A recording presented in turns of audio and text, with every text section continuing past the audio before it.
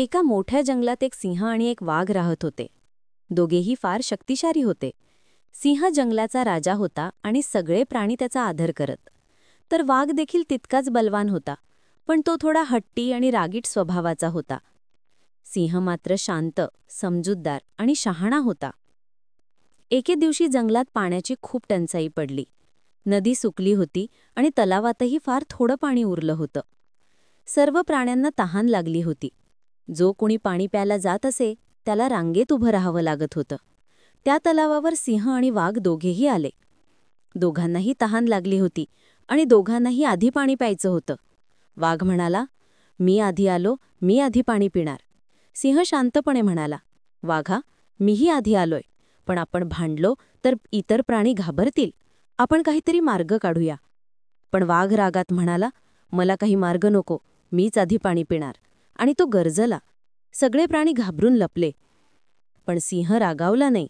त्याने थोडा विचार केला आणि म्हणाला, "वाघा, आपण दोघेही बलवान आहोत, पण जर आपण एकमेकांशी भांडलो तर सगळं जंगल हादरेल. त्यापेक्षा आपण शहाणपणाने निर्णय घेऊया." वाघ अजूनही हट्टीपणाने म्हणाला, "मग तू सांग, काय करायचं?" सिंह म्हणाला, "चला आपण एक शर्यत लावूया. जो तलावाच्या मागच्या टेकडीपर्यंत आधी पोहोचेल तो आधी पाणी पिईल." वाघाला हा विचार आवडला. त्याला खात्री होती की तो सिंहाला हरवेल. शर्यत सुरू झाली. दोघेही धावू लागले. वाघ वेगाने पुढे निघाला, पण टेकडीवर चढताना तो दमला. सिंह मात्र स्थिर वेगाने धावत आता. त्याने शेवटच्या टप्प्यात वाघाला मागे टाकलं आणि पहिला टेकडीवर पोहोचला. वाघाला आपल्या हट्टाचा पश्चात्ताप झाला.